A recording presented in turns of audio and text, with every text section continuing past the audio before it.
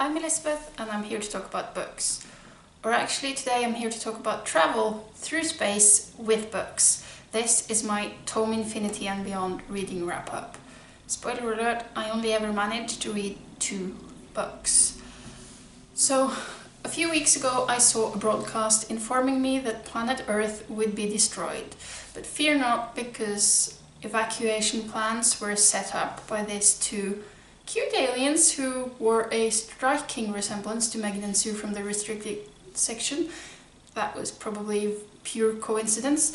Anyway, they had this evacuation plan set up where there were 4 vessels ready to take us off planet Earth into space.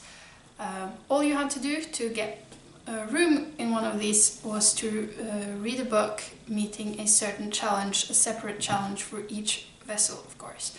And this was fortunate because I certainly have more unread books lying around than I have cash, so happy for that coincidence. Anyways, I have done my research. I know what I need to go into space, so I packed my trusted towel and I set a course for the vessel heading to Mars. And for that, the challenge was to read a book set on Mars. My pick for this was Red Rising by Pierce Brown, mainly because this was the only book in my bookshelves that fit the challenge that I hadn't already read, but also because I wanted to read this. I've heard so many people talking about this for so many years. This is actually the Norwegian translation of the book. I got this from the publisher when it was first published in Norwegian in 2014, so I've been a bad book blogger, not reading books sent to me. Don't really care about that. Anyway, this is a story set in a future where humanity, or humans, have colonized the entire solar system. We are on Mars, of course, and it's a strictly hierarchical society where people are divided into classes, and you are born into your class, or maybe you could even say you are bred into your class, because by now there are major physical differences between people of different classes or colors, because each class is designated a color and each color has a specific task in society or kinds of job they will do for society. So in this book we meet Darrow, who is a red, which is the lowest ranked of all the colors. He works in a mining community below ground, and early on in the novel he learns that his worldview is based on a lie, and in discovering this he wants to make a change, and in this book we follow the first leg of his journey to making that change.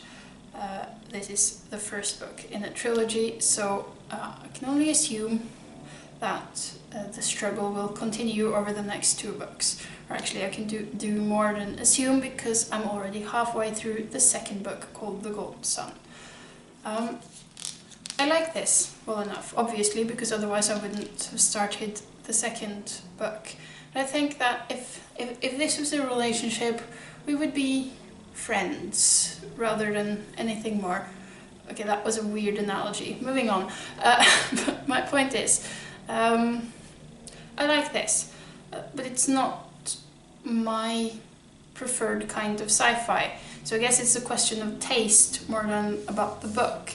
When I say I don't love this, it's because I prefer science fiction that is mind-boggling and weird, where I constantly feel on the verge of understanding something, whereas this book was fairly straightforward.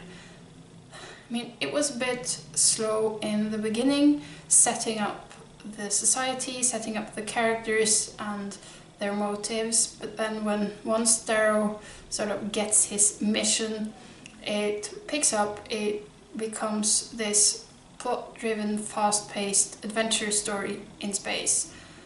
And it's fun, and it's engaging, and I liked it, but it's not gonna end up on my favorites of the year list, or any other kind of favorite list for that matter. But it was fun, and I will finish the series. I will do the 2 other books as audiobooks, because I think this is the kind of book I like to listen to, because it is fast-paced and plot-driven. That works really well for me in audiobook format. This is a Norwegian translation. I am not that fond of reading English sci-fi translated into Norwegian, because there's just something about the concepts and the words that seems weird to me when you translate them. I'm not sure if that's fair, but I don't know, that's what I feel. So I enjoy that. I'm enjoying the second book more because I'm listening to it, and because I'm listening to it in English, the original language. Yeah, it got me on the shuttle to Mars, and it entertained me for some hours, and for that I'm grateful. So that book got me to Mars, and I needed to read a second book to be able to stay there. And for that I chose an audiobook, namely Rokanan's World by Ursula K. Le Guin. And I just said that I would probably have enjoyed Red Rising more if I listened to it as an audiobook. In this case, it's the opposite. I think I would have enjoyed Rokanan's World more if I had read it than when I listened to it as an audiobook.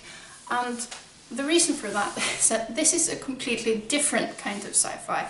This is far from plot-driven, fast-paced. This is slow and meticulous. It focuses on characters and on language. It's got a certain rhythm to the writing, which all of Le Guin's books have. And it's the kind of book I really like to read, but it's the kind of book where I kind of need time to savor it, and listening to it as an audiobook didn't really give me that time. Listening to this as an audiobook kind of made me lose focus from time to time. I realized I had listened to 5 minutes and couldn't remember anything I've heard during those 5 minutes, so I needed to go back and re-listen. And that's just because I am not in control of the pace when I listen to something read to me rather than reading it myself. That being said, I think Rokanan's World was a good book. It involves, well, actually it consists of 2 stories, I would say. First you got a story about a woman who is on a quest to repossess a family heirloom, which, unbeknownst to her, has been brought off her planet, and she gets the heirloom back, but there is a cost that she was not aware of going to find it. That's kind of the first, it's a prologue of this book, but I'm pretty sure that was first published as a short story, and then it was incorporated into this book. And then the second part of the book is about an ethnographer going to this planet. His name is Rokanan, and it's set a few decades after the events of the first story, but he is on this planet to make contact and to explore the cultures of the 3 races or peoples living on the planet, and he is doing research to help further contact with this planet, because he comes from a larger interstellar community. This book is part of the Hainish cycle that many of Le Guin's books is part of. This huge interstellar empire, but the planet we are on in this book is not in the space age. It's more like Bronze Age people, and you got the Rokanan is the representative of a interstellar community looking at this planet and making first contact and looking on possible ways to go forward and make them part of this greater community. But yeah, the second part of the book is also built around a quest story, a classic trope of the genre, but this still doesn't read like any other sci-fi. As I said, it is slow, it's meticulous, it's got great focus on character and on language. It focuses on the different cultures and the impact the different cultures have on each other, and also the impact this outsider from a vastly different kind of community makes on the cultures he comes into touch with. So it's got this like anthropological base, I guess you could say. So I enjoyed this. I am not going to listen to any more of Ursula K. Le Guin's novels. I will read them myself, setting my own pace going forward. But yeah, I don't think she's capable of writing a bad novel. If you disagree with me, let me know where I would find that. I have liked everything I've read by her, just to a various degree. This was not my favourite. The Dispossessed, which I talked about in a different video, does probably have that honour. Yeah, those were the two books I managed to read during the readathon. I had a couple of very busy weeks at work. I also had some social plans during those weeks, so I didn't get to do as much reading as I would have liked.